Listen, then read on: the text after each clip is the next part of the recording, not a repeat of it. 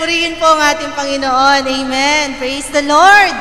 Amen. Amen. Tunay nga po, no, yung light, nakikita na po natin sa mga batang ito. Sa kanilang munting edad, nandiyan na po yung pagpupuri sa ating nag-iisang Diyos na buhay. Nakaka-bless po. Amen. Palakpakan po natin ang ating Panginoon. Amen. So, ibibigay ko na po ngayon sa ating mensahero, kay Pastor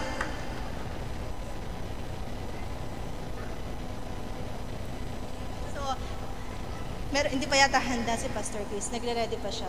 Amen. So, ang message po ng Lord ngayon ay pinamagat ang tubig is better than sacrifice. So, ang ating pong messenger, Pastor Christopher Aguilar. Palakpakan po natin ang ating nag-iisang Diyos na buhay. Amen.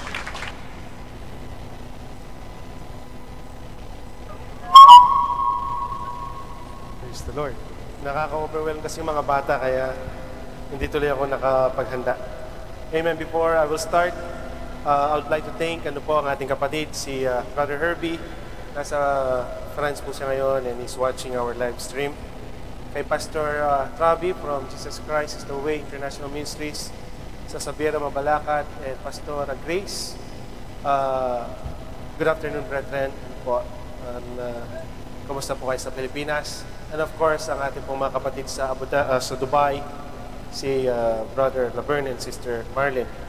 Praise God, po sa ating live stream. Napaka-late ng ating mundo, no? And of course, kay Brother Bong na nasa Ipakawid. Ayan. Umalis sila kaninang 3 o'clock ng hapon sa Pilipinas.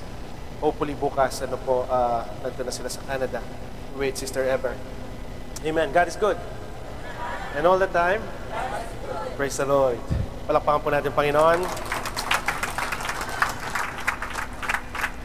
I request the congregation to please stand and open our Bible in the book of 1 Samuel chapter 15, verse 22.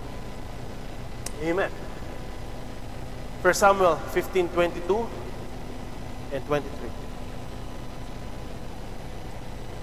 Amen. At sinabi ni Samuel, nagtataglay kaya ang Panginoon ng napakadakilang pagkatuwa sa mga handog na susunugin at sa mga hain na gaya sa pagsunod ng tinig ng Panginoon. Narito, ang pagsunod ay maigi kaysa ahin at ang pagdinig kaysa taba ng mga tupong lalaki. Sapagkat ang paghimagsik ay gaya ng kasalanan ng panghula at ang katigasan ng ulo ay gaya ng pagsamba sa mga Diyos-Diyosan at sa mga terap. Sapagkat dahil sa iyong itinakwil ang salita ng Panginoon, ay Kanya namang itinakwil ka upang huwag ka nang maging hari. Amen. Pwede po ba nating muli purihin ang ating Diyos na makapangyarihan in spirit and in truth? Praise God, Jesus. We worship you, Lord. Thank you, Lord Jesus. We praise you, Lord. We glorify your name, O Lord God, Jesus. We thank you, Lord God. We glorify your name, Jesus. Jesus, Jesus, Jesus. We thank you, Father God, Lord God, Jesus, sa opportunity po na ito. Salamat naman, Diyos, sa hapang ito, Panginoon Lord, na dinako mo po kami dito, Lord God, Jesus. Na muli, Panginoon Lord, kami po ay magpupuri at magpapasalamat sa iyong kadakilaan, sa iyong kabanalan. Lord God, Jesus, cleanse us. Linisin po ang aming mga puso at isipan. Ito na po, Panginoon, na pagkakataon, Lord, na pagbulay-bulay po namin ang iyong mga salita, na mabibigay po ito sa amin ng kalakasan. Do not allow our brethren to leave this place, Lord God, Jesus, na wala po nagbabago sa kanilang mga buhay. Maging inyong lingkod, Panginoon, Lord. We do believe, Father God, Lord, na napapanood po ang iyong mensaya, Panginoon. We praise you, we glorify your name, in Jesus' name we pray. Amen. Praise the Lord. Yes, obedience. To obey is better than sacrifice. Marami sa atin, confused. A lot of people nowadays, they give more attention sa religion rather than giving attention sa Diyos. Amen. And I can see yung mga failure ng mga church in which sometimes nagiging failure din po sa ating church, in which we are struggling to find workers in this church. We are looking for church workers in the church. Naghanap tayo ng mga workers in the church when in fact, God doesn't want, or doesn't look sa mga workers. Ang hinahanap ng Diyos ay worshipers. Amen. Not workers, but worshipers. Why? Because if you will worship the Lord, mga magulang kapatid, out of your heart, doon na po nag-work yung ating pong obedience sa ating Panginoon. Amen. Because a lot of people, they are trying their best to work, as part of this church, or saan man po church. And at the end of the day, ang pinagsisilbihan pala nila is their pastors, their brethren, not God. Kaya marami pong nag-fail. Amen. Kaya kapag natumba yung kanilang pastors, lahat sila ay tumba. Amen. Nawawala yung essence ng ating pong true worship. Amen. Kaya makikita po natin ngayon that obedience is better than sacrifice. Church, our old religion, they taught us how to worship God in a different way. Aminan po natin yan o hindi. Marami tayong mga ginagawang orasyon. I was telling you few months back, na dumating sa point na every 6 o'clock, ako po at kasama ko si Tita Nay at some of my cousins, nagro-rosary kami. Amen. Every 6 o'clock yan, walang patid. Every day. And they taught us na kapag daw hindi ka nabubuntis, pumunta ka sa ubando, sumayaw-sayaw ka doon, and then magkakaroon ka ng baby, and sa board exam namin, instead na nag-aaral noon yung aking mga kasamaan, may dala-dala silang Mongol, number 2, yung Mongol lapis, and they are going to Saint Jude, para ipa-bless yung lapis. I don't know why yung lapis, and then some of them they flunk, they bumagsak. So, mga magulang kapatid, they taught us na pag tayo ay nagsasakripisyo, meron tayong favor na ibibigay ng Diyos. Amen. Ito po ay mali. Hindi po biblical. Amen. Hindi po biblical. Kaya nga po, from the Old Testament, for how many years? From the Old Testament, during the time ni Saul, ni-reveal na po ng prophet ng ating Diyos na si Samuel that obedience is better than sacrifice. What I'm trying to say, mga magulang kapatid, pagminsan, lagi tayo nasa church, morning, a prayer warrior, it's not wrong. Na nakikipag-fellowship tayo. But sometimes, mga magulang kapatid, we are overwhelmed sa mga gawain sa church. We are obliged to do it because baka magagalit si pastor, baka magagalit ang praise and worship director, baka magagalit po out of nothing, yung fear natin na mapahiya tayo o mapagalitan tayo sa kapwa nating tao, ginagawa nating obligasyon yung mga bagay na iyon, when in fact, malayo na pala tayo sa relasyon natin sa Diyos. Amen. We are doing a lot of things out of nowhere. Amen. Because yun po, kasi ito yung standard ng church, ito yung gusto ng church. Come on, church! Kapag nilagay mo sa sitwasyon na yan, madali po tayo ma-fed up. Madali ka mababurn out. Madali ka po mag-give up. Kasi ang tao ang pinaglilingkuran mo, hindi ang Diyos. Long time ago, way back, siguro mga 2005 or 2006, may na-share akong isang kwento, may isang magkasawa na pinakasalan yung isang sundalo. Out of, kasi family. Alam niyo naman family, pag nireto ng mga magulang, o kahit hindi niya mahal, dahil nag-graduate ito ng PMA, mataas ang rangko. Amen. Siyempre, pag mataas ang rangko, mataas din ang pera. Diba? Ganun ang tingin sa atin. PMA yan. Amen. PMA yan. Diba? Pero hindi lahat ng mga PMA yan may mga straight. Amen. So, out of, siguro po dahil hindi niya ganito kamahal, so she was struggling, pinakasalan po niya itong sundalo na ito. So, nung pinakasalan niya, itong sundalo ito, marami siyang mga rules and regulation, military. Nung sila po ay magkasawa, gusto ko! Pagkagising na umaga, 5 o'clock, ready na yung aking pagkain. Ganyan ba yung mga asawa niya? Ha? Kulang na lang, sasalutan pa. 5 o'clock, ready na. Yung aking tuwalya nandyan na, yung aking susuot sa opisina nandyan na. Gusto ko, 5:30, nandyan yung sipilyo, nandyan na yung lahat, naka-ready na. Siyempre, yung asawa, sige, my love. Sige, sweetheart. Di ba ba? Every day, for how many years, ginagawa po ito. Natataranta. Pagka 4:30, nag-ring na yung hindi na alam ng asawa, nagluluto, ginagahanda, naging ganyan yung kanila pong love life. Kasi nga, pioneer, military. So, may discipline. Amen.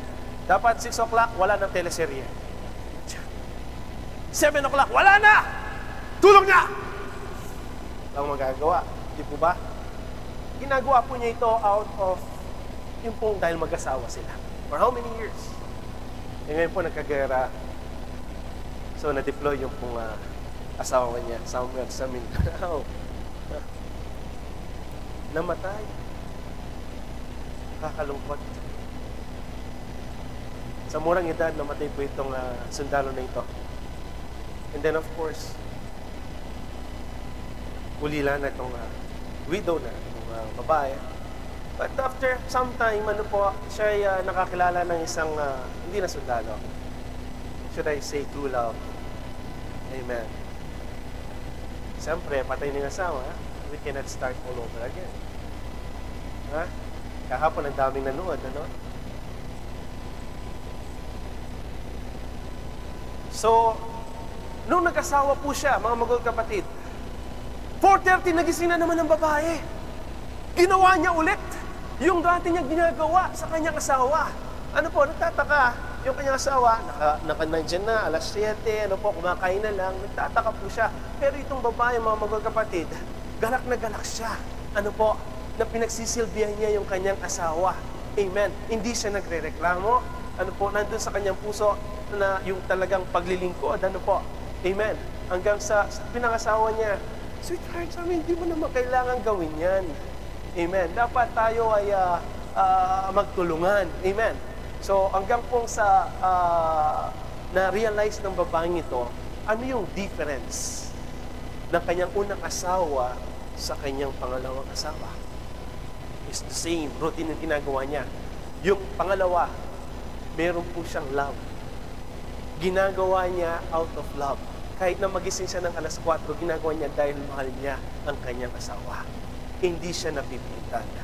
Amen. At masaya ka at walang kapaguran. Walang pagsisisi. Walang darating ang araw, anong tawag dito? Ipopondem, anong right word? Susumpatan. Amen. Church, ganyan din po ang paglilingkod sa Panginoon.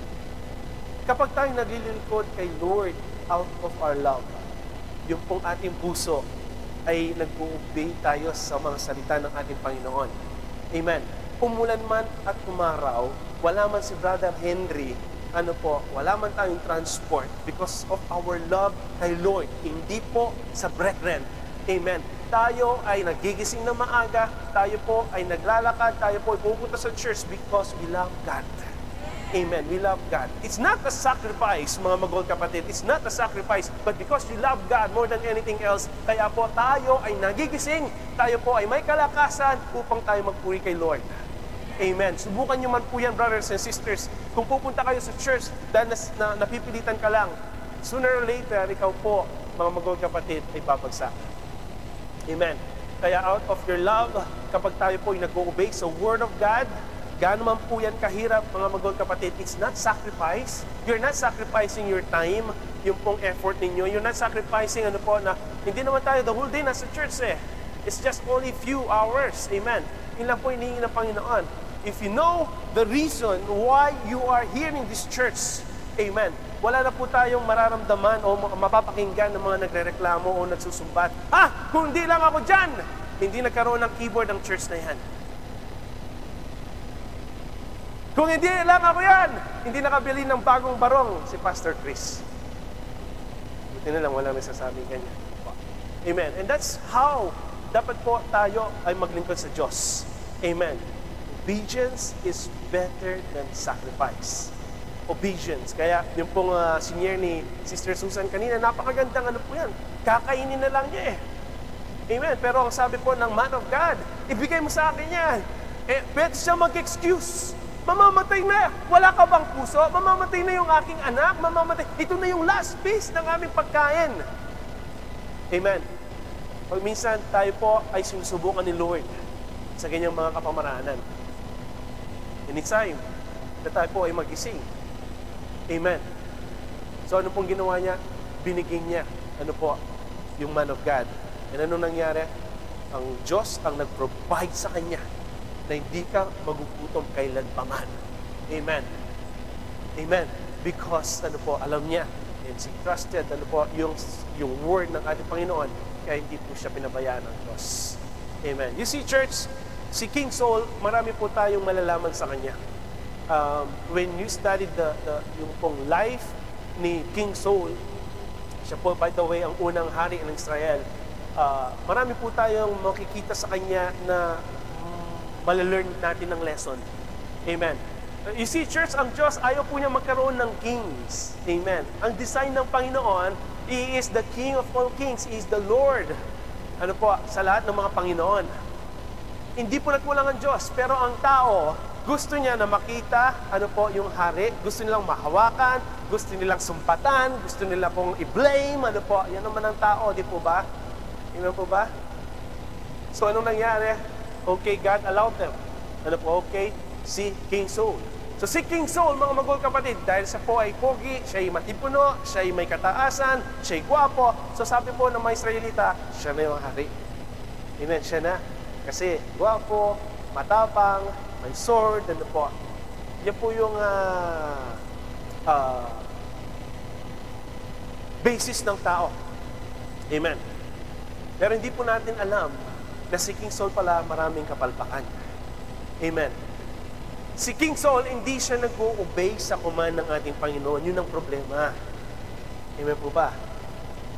One example, ano po, during their time in the book of 1 Samuel 13, kung babasahin niyo po yan, imagine, the whole Israel, dalawa lang ang sword ng buong Israel.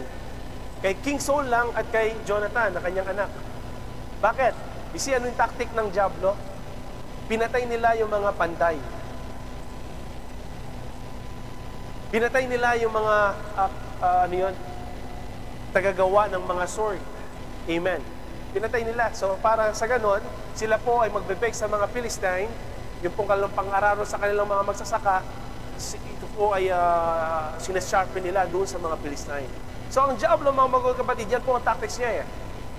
Papatayin niya o titirahin niya yung mga gumagawa ng sword. In which hanggang ngayon, tinitira ni Diablo ang mga nagtuturo ng salita ng Panginoon, which is the Word of God. Amen. And at the same time, si King Saul, hindi siya makaintay kay Samuel one time. Siya po ay nag-offer ng burnt offerings na hindi po siya karapat-dapat. Amen. Kaya ang Panginoon talaga pong gayon na lamang yung pagtitiis niya kay Saul. Amen. Dahil po sa kanyang katigasan ng ulo. Amen. And there was another time, brothers and sisters, in the book of 1 Samuel chapter 14. Imagine, makikipagbaka sa mga Philistines, ang mga Israel. Sabi niya, huwag kayong kumain! Magkayuno kayo! It's not ordered by God. It was ordered by Saul. Amen. And during that time, wala po ang kanyang anak na si Jonathan. So hindi niya napakinggan yung instruction. Imagine, ang sabi po ni King Saul, i-curse ang sino mang kumain. Amen. During this battle. Si Jonathan, hindi po niya napakinggan yun. Amen. Yung pong instruction. Anong nangyari? Nakapunta po sila sa isang lugar kung saan nahuhulog yung mga honey. Pumapatak. You see, honey, yan po ay blessing ng Panginoon. Milk and honey na nabanggit sa book of Exodus. Amen. Yung pong pangako ng Panginoon. Ang Panginoon nagpo-provide na siya ng grace. Si Jonathan, dahil hindi niya alam yung instruction ng kanyang ama, siya po ay tumikim ng honey. At nagkaroon po siya ng kalakas ng kanyang mga mata. Siya po ay lumiwanag. At ano nangyari? Sila po ay nanalo sa battle. Amen. So maraming mga kapalpakan na nagawa si King Saul. Amen. Well, in fact, marami po ang mga bagay kung bakit siya po ay tinanggal ng Panginoon bilang hari. Ano po? Siya ay tinakwil upang wag nang maging hari. Amen. At siguro po yung iba, ngayon pa lang po ninyo napakinggan, ang message nito or yung iba na pakinggan nila way back 8 or 7 years back. Amen. Balikan po natin, brothers and sisters, ang pag-aaral po natin kay King Saul kung bakit it is better or bakit po obedience is better than sacrifice. Let's move in the next slide. Okay, in 1 Samuel 15, 1-3. Amen. In 1 Samuel chapter 15, verse 1-3. At sinabi ni Samuel kay Saul, sinugo ako ng Panginoon upang pahiran kita ng langis na maging hari sa kanyang bayan sa Israel. Ngayon nga'y dinggin mo ang tinig ng mga salita ng Panginoon. Sino po ang nag-erect sa kanya bilang hari? Ang Panginoon. Ang request lang po ni Lord, mga magulang kapatid, through Samuel, sinabi po niya na dinggin mo ang tinig ng mga salita ng Panginoon. Amen. Mahirap po bang makinig ng salita ng Panginoon, Church of God? Ha? Madali po ba o mahirap? For some, madali. For some, mahirap. Amen. Ganito ang sabi ng Panginoon ng mga hukbo. Aking tinandaan yaong ginawa ng Amalek sa Israel. Kung paanong siya'y humadlang sa kanya sa daan nang siya'y umaon mula sa Ehipto. Si God, hindi niya po kinakalimutan, amen, ang mga tao na nanakit sa iyo. Amen po ba? Kapag sinabi mo, the Lord is my vengeance, amen, siyang magaganti para sa akin, maybe, yung iyong kaaway, wala pong ginagawa ang Diyos ngayon. But sooner or later, mga magulang kapatid, when you prayed for this person, na Lord, ikaw na po ang magpala sa taong ito, ikaw na po ang bahala sa kanya, Lord. Kahit sinaktan po niya ako, hindi ko po siya sasaktan. Ikaw na po ang bahala sa kanya. Ang Lord, aalahanin po niya ang kanyang kasagutan sa iyong panalangin. Amen. Sino dito yung sinaktan ng mga kaibigan, ng mga malapit sa puso? Marami po sa atin. How many times na pag minsan nag-curse tayo, sana masagasaan ka na lang, sana masagasaan ka ng pison, sana mahulog ka sa elevator, or matapilo ka sa escalator. Di po ba marami? Pero ngayon po, tayo ay mga Kristiyano na, mga magulang kapatid. Sabihin na lang po natin, Lord, ikaw na pong bahala sa kanya. Let your will be done, Lord. Mahal ko po, tandaan nyo, ang pinakamahal nyo sa inyong mga buhay, sila po yung pag gumawa ng masakit, pinakamasakit. Amen. Sa ating mga puso. Amen. So what happened during their journey? Amen. Yung mga Israelites, ang mga Amalek, ginambala nila ang mga Israelita. Kaya nagdamdam ang Diyos. Amen. Sa mga Amalek na ito. Kaya ang sabi ng Panginoon, sooner or later, magiganti ako para sa inyo. Amen. Sa kanya pong bayan sa Israel. Hindi po during that time, nagiganti ang Diyos para sa mga Israel. It will come to pass, ang Diyos ang magiganti para sa iyo, para sa akin. Amen. Kaya nga po, huwag po tayong malungkot. Amen. Sabi nga, mapalad ang mga taong inaanimura. Mapalad ang mga taong sinasaktan. Amen. Dahil hindi ikaw ang kalaban, kundi ang Diyos ang kanilang kalaban. Amen. Napaka-OA naman natin, Pastor. Para tayong mga loyalista naman yata tayo. Ano? Hindi po, brothers and sisters, maganda na tayo lang, tayo po ay naglalaban-laban. Amen. Kung binato ka ng bato, sabi nga sa Bible, batuin mo ng tinapay. Amen. Question ko nga, Lord, bakit mo papabatuin? Huwag na lang. Pero meron pong meaning yan. Amen. May meaning yan. So, ang sabi ng Panginoon, tinandaan ko ang ginawa ng mga Amalek sa Israel kung paanong siya'y umadlang sa kanya sa daan nang siya'y umaon mula sa Ehipto. Ito ang instruction ni Lord. Ngayon, yumaon ka at saktan mo ang Amalek at iyong lubos na lipulin ang buo nilang tinatangkilik. At huwag kang maghinayang sa kanila, kundi patayin mo ang lalaki at babae, sanggol at sumususo, baka at tupa, kamelyo at asno. Napakahirap pong itong instruction. Amen. Again, don't get me wrong. Quote and quote yan po sa Bible, Brother Chris. Ganun ba? Katindi, magalit ang Diyos? Even yung mga sanggol, papatayin? Well, I have to respect. This is the Word of God. Amen. I don't know His reason. May reason po ang Panginoon. Pero ang instruction, patayin mo yung mga Amalek. Wala kang ititira. Even mga sanggol, even yung mga magaganda, yung mga dalagita, even yung mga, name it, huwag ka maginayang, lahat, patayin mo. Spiritually speaking, God is talking to you right now. Amen. May mga Amalek ka sa buhay mo na gustong tanggalin na ni Lord. Even yung habibi ko, Lord, even yung habibi mo, tanggalin mo. Lord, even yung, Lord, huwag kang maginayang. God is talking to you right now. May mga bagay-bagay sa buhay natin na hindi natin kayang isuko kay Lord. Pero ang sabi ng Panginoon, wipe them out! Huwag kang maginayang! Kahit masakit. Vengeance is better than sacrifice. Mahal mo ba si Lord? Soul, mahal mo ba si Lord? Pakinggan mo ang kanyang tinig. Huwag kang maginayang. Next slide. Verse 1 Samuel 15:7-9. At sinaktan ni Saul ang mga Amalekita mula sa Habila kung patungo ka sa Shur na nasa tapat ng Ehipto. At kanyang kinuwang buhay si Agag. Wait. Ano ba? Ano bang instruction ni Lord? Patayin ang lahat? Lahat, wala kang ititira. Tingnan natin. Number 1, Saul.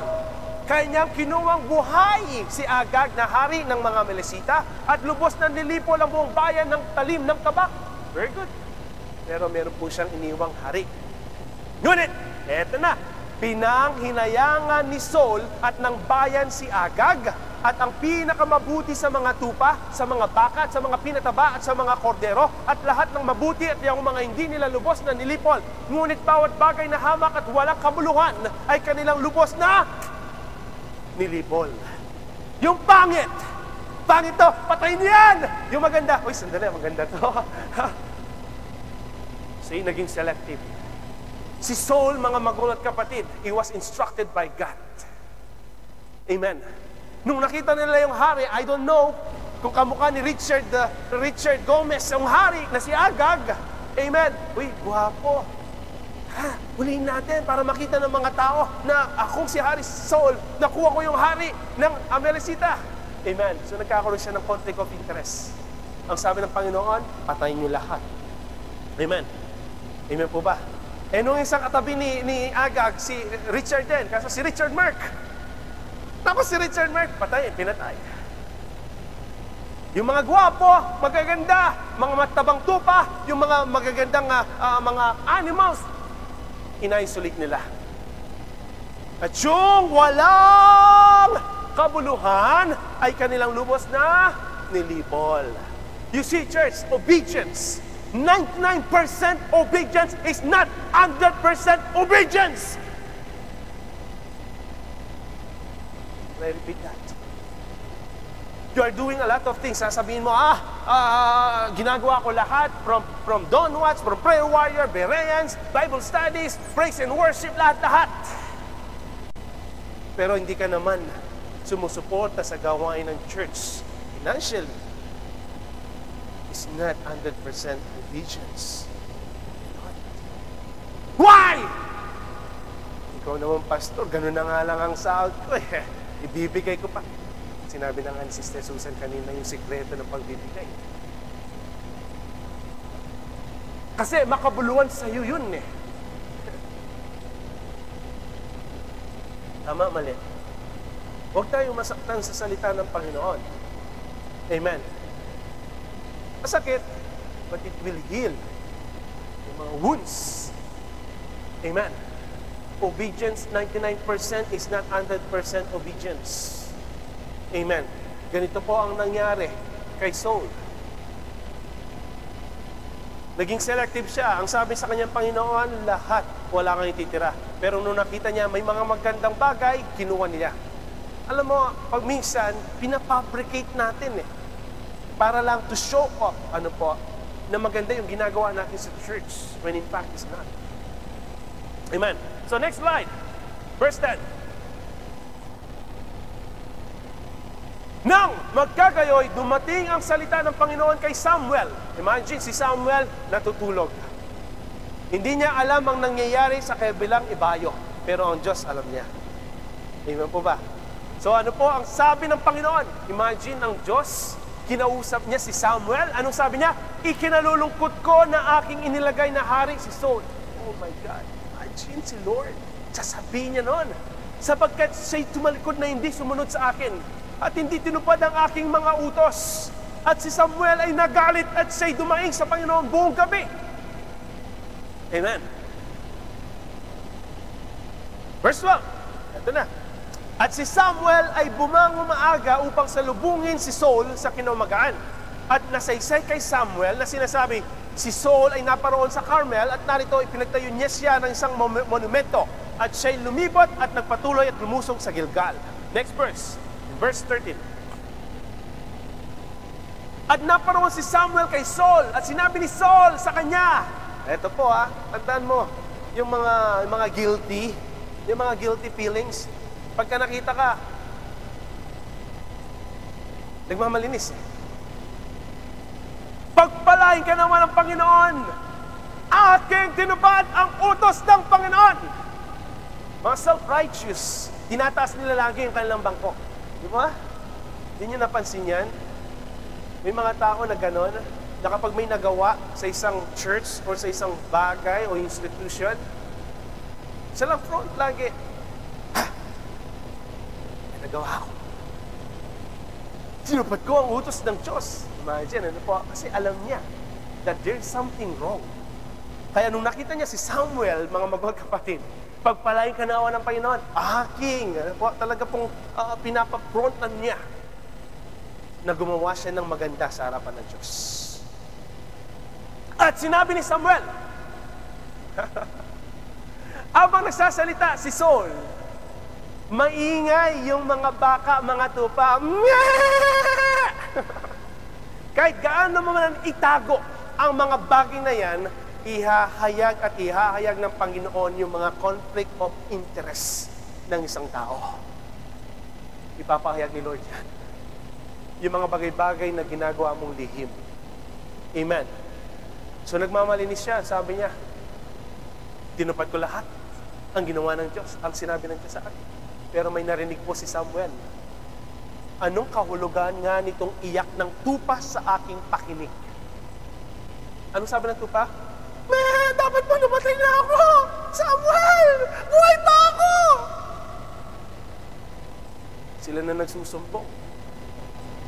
Yung mga tupa, mga baka, sila na nagsusumpong. At nang ungal ng mga baka na aking narinig. At eto na, reasoning. At sinabi ni Saul, sila'y dinala mula sa mga Amalesita, sapagkat ang bayan ay nagligtas ng pinakamabuti sa mga tupa at sa mga baka upang ihain kanino? Sa Panginoon.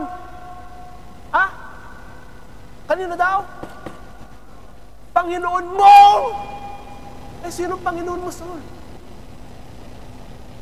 Yung Diyos lang ni Samuel? You see, sometimes, akala natin nagbibigay ng kaluguran yung ginagawa natin para sa Diyos. Pero hindi natin alam, we disobey the word of the Lord. May naikwento nga. 2 or 3 months ago, may isang church na nagbibigay ng love offering. Malaki.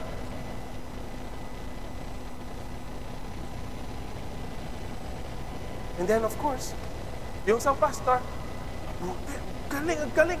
Tularan niyo siya, mga kapatid. Nagbibigay siya ng malaki sa church. Tularan niyo siya. Binibigay niya lahat. After 1 week, na-terminate. Bakit na-terminate? Nagbibigay siya kay Lord. Bakit siya na-terminate? Ninanakaw pala niya yung pera ng kumpanya para maibigay sa church. Maganda sa paningin ng pastor mo, pero sa Diyos na pinaglilingkuran mo, hindi. Hindi. Hindi. You see, church, we cannot fabricate. We cannot, pwede nating i-transfer yung mga bagay na alam natin na nakakalugod sa Diyos when back, hindi. Hindi.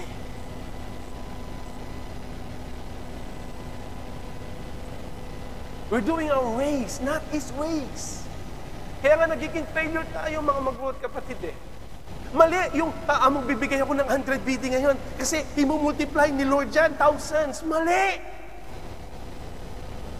Kaya ka nagbibigay kasi umihingi ka ng kapalit. Mali! Hindi po ganon, hindi bangko ang Lord na magbibigay ng interest. Ang tinitingnan ng Panginoon yung puso mo. Kaya nga nagpe-fail tayo eh. Pag minsan mayabang tayo, magbibigay ako sa Pinopolis ng 50 dinars. Sandali, is it? Yes, 50 dinars! Monthly po yan. Yes! Monthly yan, sister, brother. Monthly. And then, second month, yes. Third month, wala na. Hanggang wala sa church. Kasi hindi po ganon. Amen. Hindi po ganon.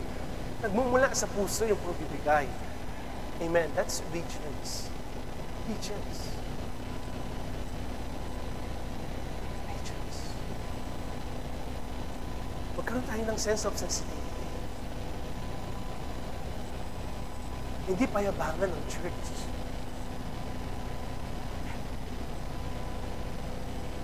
Kung mahal mo ang Panginoon at gusto mo mag-exist ang church na ito, that's the reason why na nagbibigay tayo para po matustusan natin yung pagbibigay natin ng renta sa church na ito, sa electricity.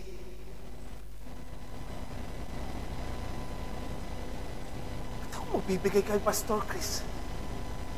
Doktor yan.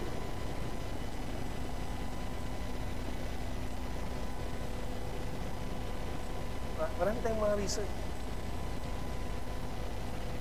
Hindi naman ako magbe-bless sa inyo kung bibigyan niyo ko. Hindi. Ang Panginoon ang magbe-bless. Amen. But sometimes, ang devil, nadidisip tayo sa ating pong mga ginagawa. Naalala ko nga, merong isang kapatiran dito, way back, 15 years ago. Pagpunta sa church sa Angeles, Pastor Oliver, ito yung love gift ko sa'yo.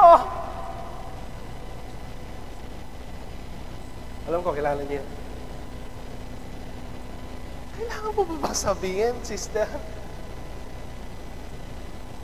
Siyempre, galing ng baring.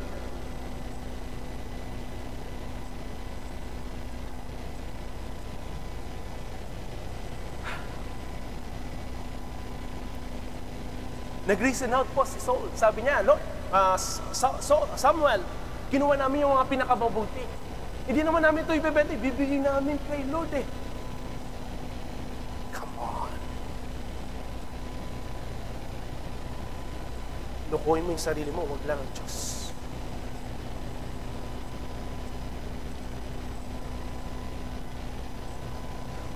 Next slide, verse 16. Nang magkagayo, sinabi ni Samuel kay Saul, tumigil ka. Imagine, hari, sabihin mo, shut up.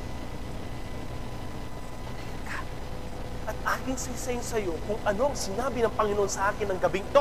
At sinabi niya sa kanya, sabihin mo, ano sinabi niya?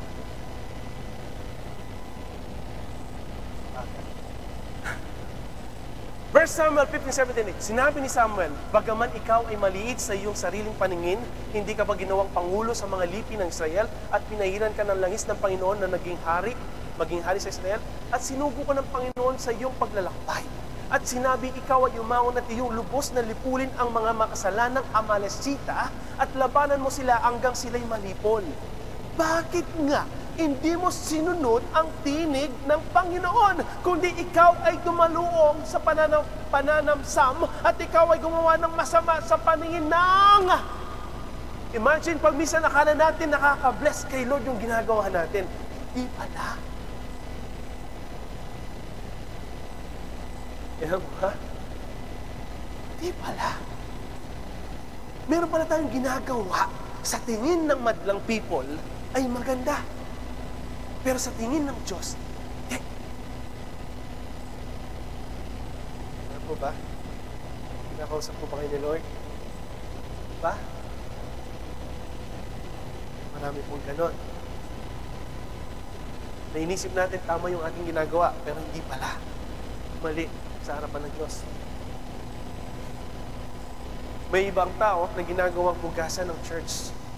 They can do whatever they want from Saturday hanggang Thursday and Friday as if they are the most holiest people in this church. We are not against you, brethren. Ano po? But nandito na rin sana sa church. Baguhin na po natin ang ating buhay. Amen. Otherwise, magiging hypocrite po tayo. That we cannot live yung word ng Panginoon for the rest of the days. Amen. Kaya sometimes, ako personally nalulungkot ako. May mga couple na dumarating and then nawala sila. I'm trying to talk to them in such a level na hindi ako pwedeng makipag-compromise. I can't. Hindi ko pwedeng sabihin, oh, lang sister, basta mag-attend kayo, kahit na ginagawa nyo, naglilibin kayo, sabi ko, because the Word of God ay nandun na sa puso nila. At hindi tayo nagkulang, church, na magpaalala. Every day and every night, hindi po tayo nagkulang. For the past few months, naalala nyo, lagi akong nangangaral na huwag tayong magnakaw sa ating mga kumpanya. I don't know if you are aware of that. Bakit kaya utang? Utang. And then nasa pa rin kami. All of the sudden, may mga kapatiran tayong na-involve sa ganyang mga gawain.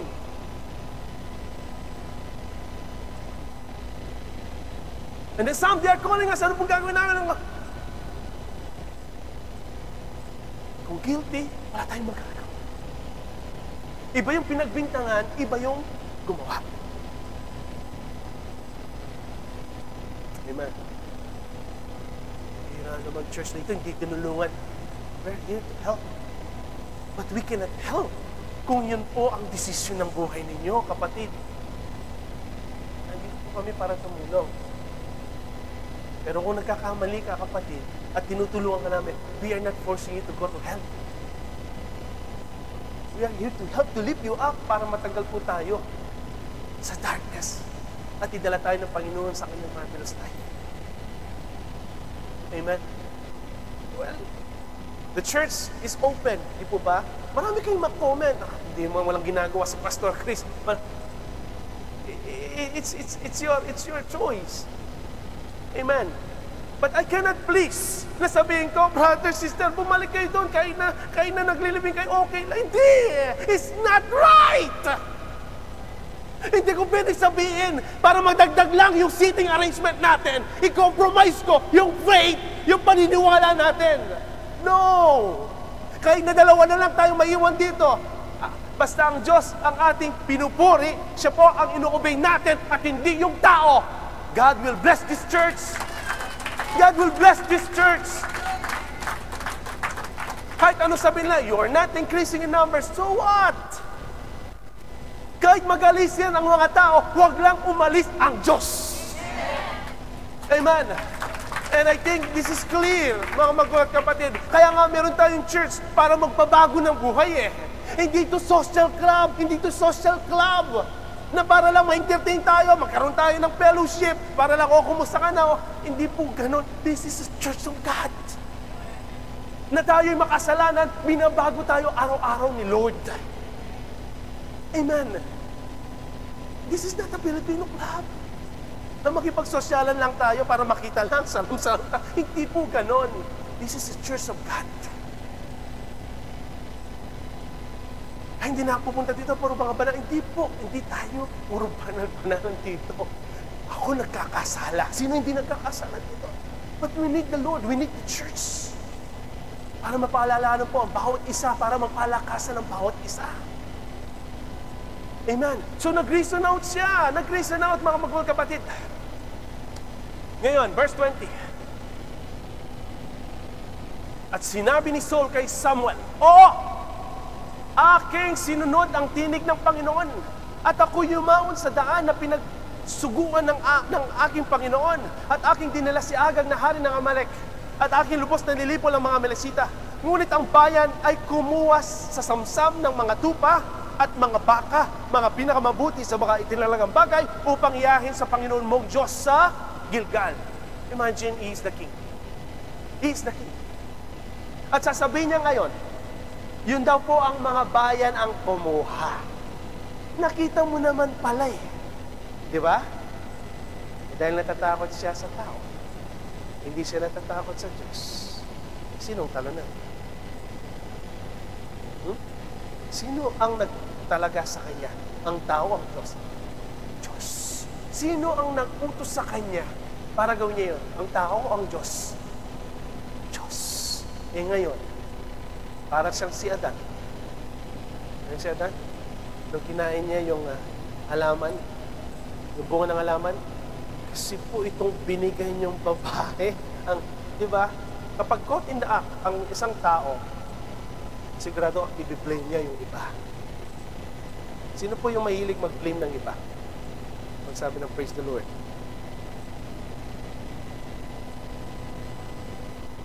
Hindi kayo i-blame ng iba. Napanood niyo kung paano si Napoles? Yung Your Honor?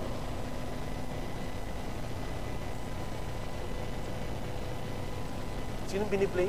Meron bang inaccuse sa hukuman na immediately tinanggap niya, ako. Wala nang paglilinis. Pag sinabi niya, ako may sala. Huwag niya. Hindi. Kaya tumatagal kasi siya. Kaya tumatagal eh. Ang dami na involved eh. Na-involve na nga yung isang kaibigan, si Dennis. Gunanan. Lalo si Dennis, no? Ako hindi. Si Dennis. Lumalawak. Yung Napoles issue, wala na. Pati yung mga attorney ni Ben Umagoy. Wala nang patutunguhan to. Why? Kasi blaming game eh. Di ba? Sinong umamin? Ba't tayo napunta sa... Sinong umamin? Kay Enrile. Sino pa yung isa? Si Revilla. Sasagot ko, sino umamin sa kanila? Umamin ba? Si Saul? Ha? Umamin po ba si Saul? Pero siya ang may control ng lahat. Siya ang binigyan ng authority ng Diyos. Siya ang lahat na binigyan ng authority ng Lord. Pero nung ginawa niya, nung nakita niya na mali ng ginagawa ng kanyang mga kababayan, tinolerate niya. Amen. Amen po ba? Nausap po ba si Lord? Kaya kapag nahuli ka, caught in the act ka, huwag kang mag-reason o huwag ka na mag-excuse. Amen po ba? Kaya nakaka-bless si Haring David eh. Si Haring David, pinapatay niya ang asawa ni Bathsheba na walang nakakaalam. Nabuntis si Bathsheba na walang nakakaalam. Pero Diyos alam niya. Kaya nung dumating doon si Prophet Nathan at nagbigay ng example si Nathan, amen, at nakonvict, ano po, sabi ni David, ang gumawa niyan ay karapat-dapat na mamatay. Diba? Siya na umatol eh. Anong sabi ni Nathan? Truly, ikaw yun, David. Walang magsalang ikaw ay mamamatay. Pero right there and there, si David, hindi niya sinabi, kasi si Bathsheba, Nathan alam niyo naman na may banyo sa bahay nila, naligo pa siya sa labas. Alam mo naman ako, lalaki ako. Hindi. Anong sabi niya? Tunay na ako ay nagkasala. Ako ay nagkasala. Kaya nga nasulat niya yung create in me a clean heart, O God. And take not thy Holy Spirit from me. Cast me not away from thy presence. Wala pa po sa labasan si Prophet Nathan, ang Panginoon. Tinawag niya si Nathan, bumalik ka kay David. Lord, bakit? Sinabi ko na, ang sinabi mo na mamamatay siya, bumalik ka sa kanya. Bakit, Lord? Bumalik ka. Bumalik po si Nathan. Anong sabi niya? Sabi mo kay David, hindi siya mamamatay. Ha? Lord, kasasabi ko lang. Ay.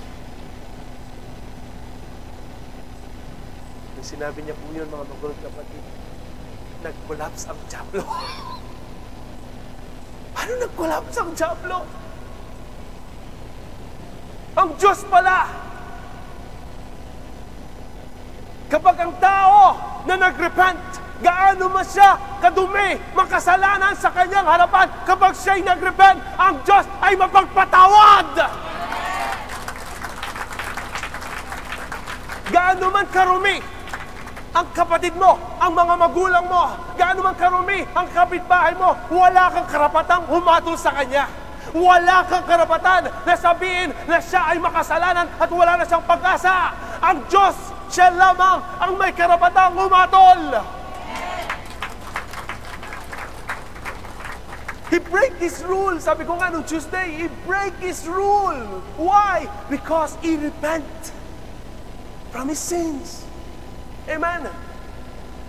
Dapat po papatay na ni Lord eh. Pero you know what, church? Kung pinatay ni Lord si David, wala si Jesus Christ. Yan po ba? You see, the devil knows kung ano po ang mangyayari. Ano po? Kasi alam niya na pupunta siya sa impyerno. Amen. Kaya ang target niya ay si David. Kapag si David nagkasala, pupunta siya sa impyerno.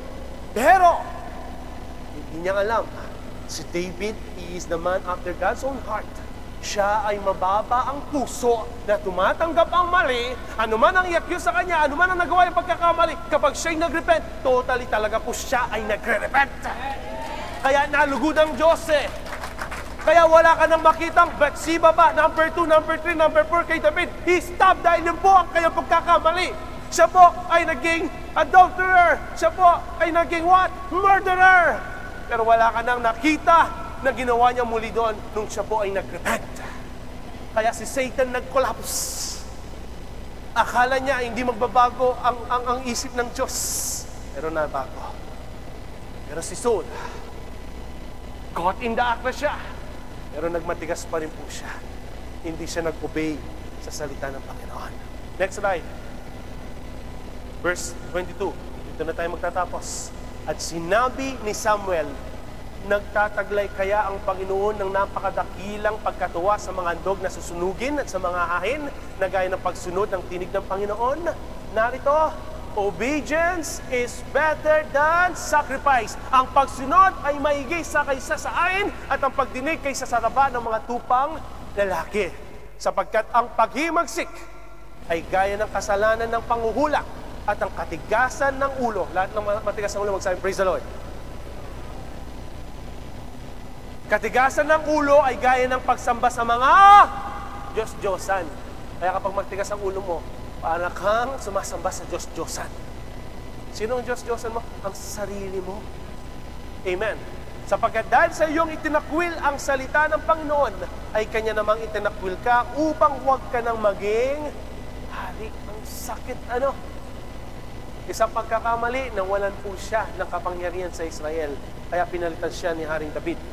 At sinabi ni Saul kay Samuel, ako'y nagkasala sapagkat ako'y sumalangsang sa utos ng Panginoon at sa iyong mga... Amen. Salita daw nino? Ha? Ni Samuel.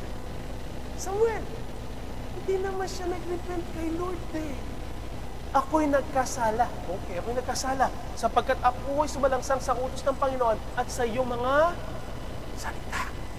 Sapagkat ako'y, natakot kanina at sumunod kanina. Tinig ng Panginoon Diyos.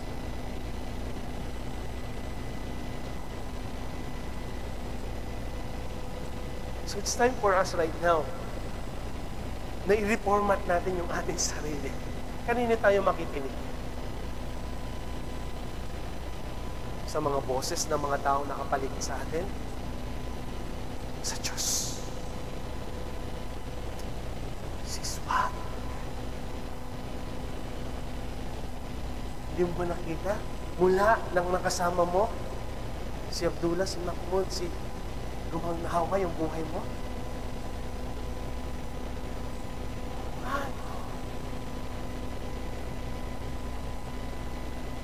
Pero ang sabi ng Panginoon, lahat ng mga mensita sa buhay natin, huwag tayong makinayang. Tanggalin natin. Even yung mga precious sa atin. Obedience is better than sacrifice. Inamin niya, siya'y natakot kanino?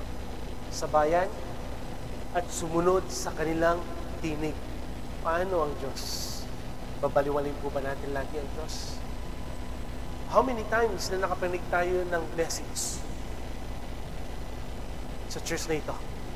How many times na nakinig tayo sa Word of God? How many times na nakinig ka sa Word of God at napahamak yung buhay mo? Sino dito maglalakas loob na sabihin, ako, napahamak ang buhay ko simula nang nakikinig ako ng salita ng Panginoon? Wala. Wala. Masakit man, mga mabuhat kapatid. But again, kahit man gaano tayo papunta-punta sa church, kung hindi natin kayang patayin ang lahat ng mga amelisita sa ating buhay, it's useless. It will bombard you with a lot of noise at the night. Hindi ka na makatulog. Why? Kasi yung guilty feelings Yung guilty feelings, hindi ka papatahimikin ng mga baka, mga tupa, ng mga bagay na yan na binigyan mong halaga sa buhay mo. Believe it or not. Gaano man tayo pumunta sa church every night and every day, nandito ka. Pero hindi mo pa rin tinatanggal ang mga amelisita sa buhay mo. You are still not obeying the word of the Lord. 99% is not 100%. Obeying the Lord, yan pong pinaka-importante. Masakit, yes, masakit, church. But truth hurt, but it will set us free. Sino malulugod? Hindi yung mga magulang mo, malulugod ang Diyos. Malulugod ang Diyos. Mahirap man, but again, ang Diyos pa rin po ang mabibigay sa inyo ng kalakasan. Yes, you cannot fight alone yung mga amelisita sa ating mga buwan. You cannot. You cannot. But if you will allow the Lord to work with you, to walk with you sa takbo ng buhay na ito,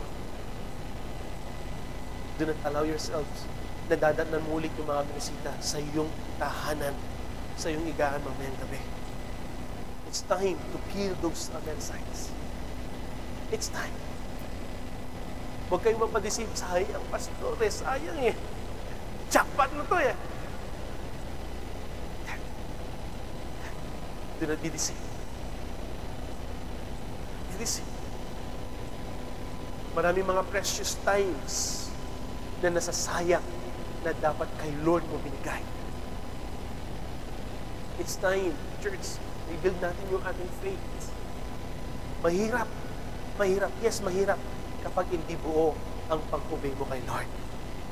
Pero kapag binigay mo yung obedience kay Lord, being obedient heart, at sabihin ng labi mo, let your will be done, Lord. Let your will be done. Lahat-lahat, Lord.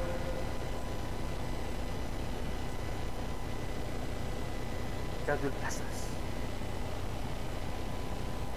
Kaya itong mga Amalek na ito, hanggang ngayon, kalaban ng mga Udyo, ng mga Israel. Yung mga Philistines na yan. Pinag-aawayan ng Hebron, pinag-aawayan. Why? Because of sole decision na hanggang ngayon, kinakalaban ng mga Israel. Kung nagsumunod siya noon, walang gera kayo. So yung future mo, magre-rely ang decision mo ngayon, church. Ayaw mong gumambala ang mga baka, mga tupa, every day and every night? Ngayon, tapusin mo na. Tapusin mo na. Ay po'y tumayo. Tapusin na natin ang mga Amalekites. Sinong willing ngayon na putulin ng mga Amalekites sa kanilang mga buhay? Magtaas ng kamay.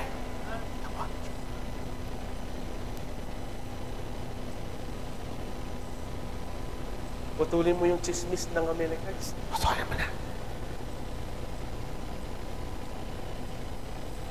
Amen. You know them. Know them.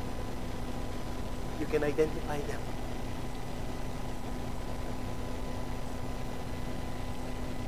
You can identify them.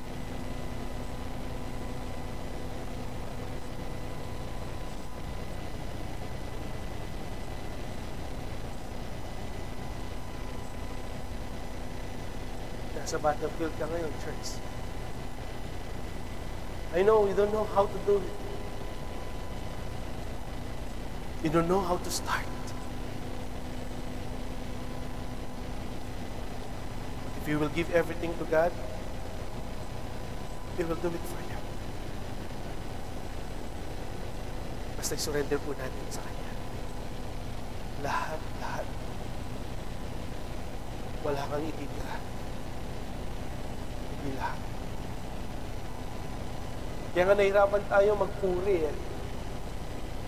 Kaya nahirapan tayo magtaas ng kamay even. Kasi marami tayong mga kabigatan. But if you will start to worship God, huwag kang tumingin sa paligid mo. Just focus yourself and talk to Him right now. Tingnan mo kapatid. Hindi lang isang kamay ang nakataas, kundi dalawang kamay. Na dati hindi ka man marunong umiyak, pag lumapit ka kay Lord, makita mo yung dalawang mata na may mga bahid ng luha. Huwag tayo maging soul, maging sound. Kaya nga si Lord, nung na-meet niya sa Damascus si Saulo, sabi ni Lord, hindi Saulo ang dapat mong pangalan, kundi Paulo. Yung S na palitan ng P. Lumaki ba ang difference? Malaking difference.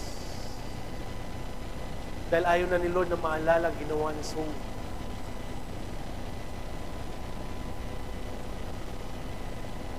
Isang letra lang ang napalitan, pero may pagbabago. Kung nais mo na may mapalitan sa buhay mo, isang letra lang.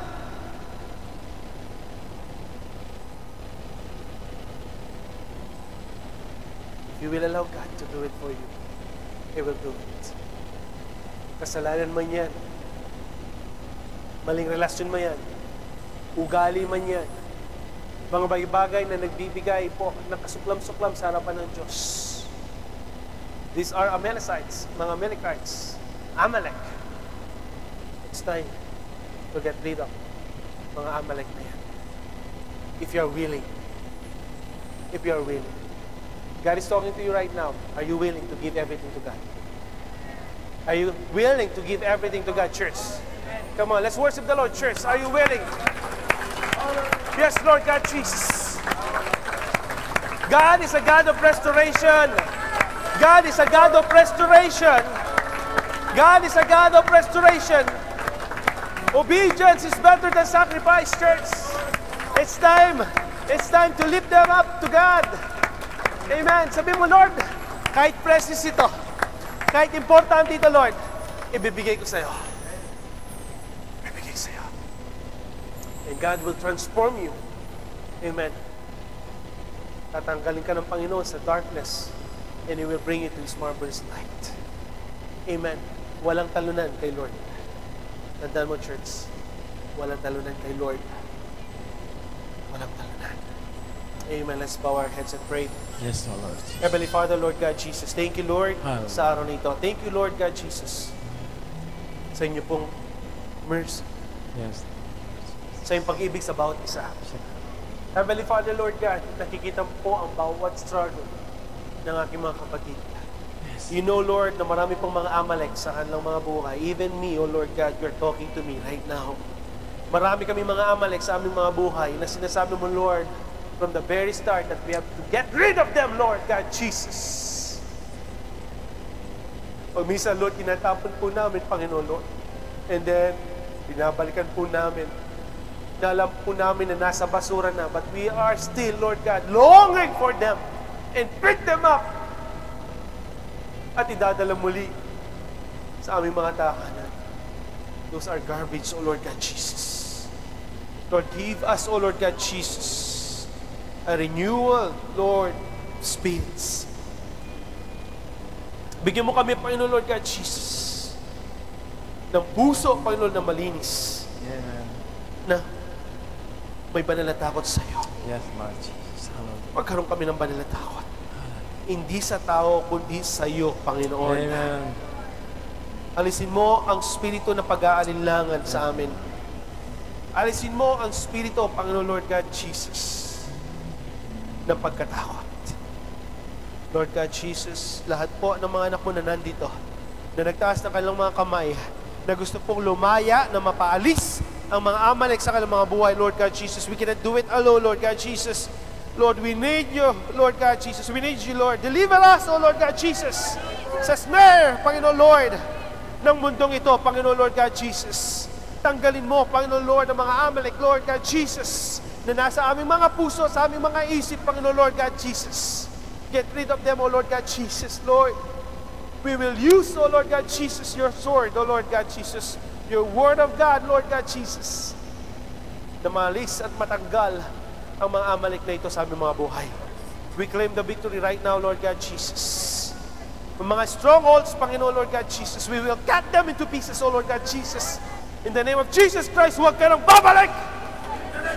Sa pangalan ng aming Panginoong Jesucristo, espiritu ng pagnanakaw, espiritu ng adultery, espiritu ng fornication, espiritu ng karumaldumal na Jezebel, espiritu ng idolatry, espiritu ng sigarilyo, espiritu ng pagmumura, espiritu ng pagkukutya, espiritu ng chismis, espiritu ng mga bagay-bagay ng mga Amalek, in the name of Jesus Christ, umalis ka sa aming harapan, in the name of Jesus.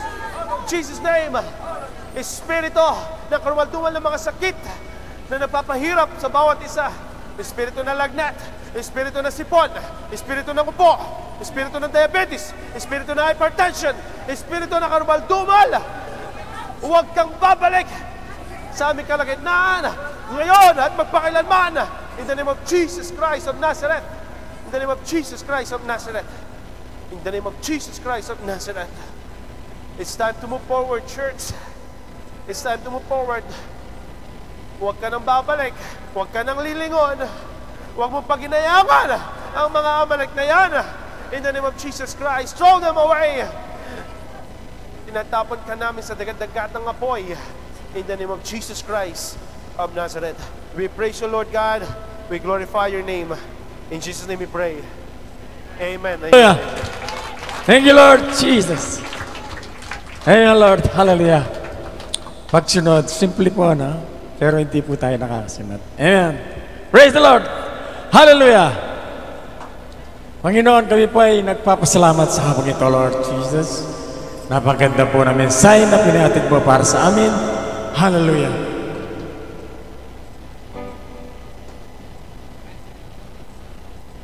Panginoon, kami nagpapasalamat. Hallelujah. Thank you, Lord.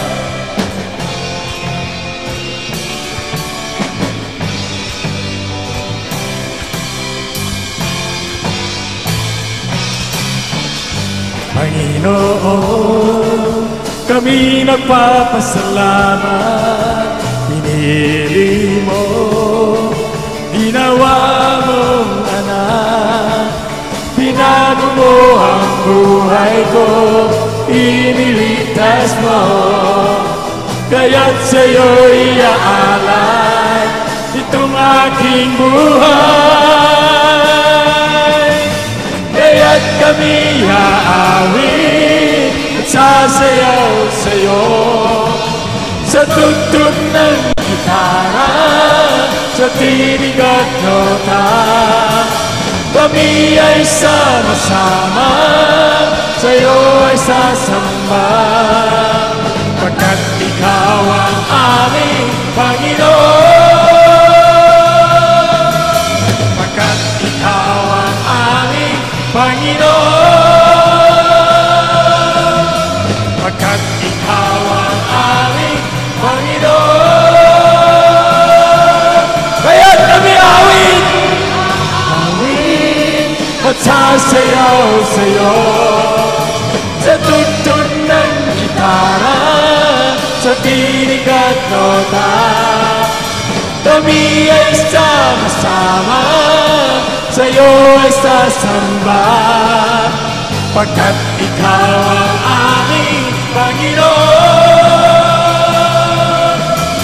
Pagkat ikaw ang aming Panginoon. Pagkat ikaw ang aming Panginoon. Woo! Thank you, Lord! Hallelujah! Hallelujah, Lord Jesus! Hallelujah! God bless you all! Hallelujah! Thank you, Lord! We love you, Jesus!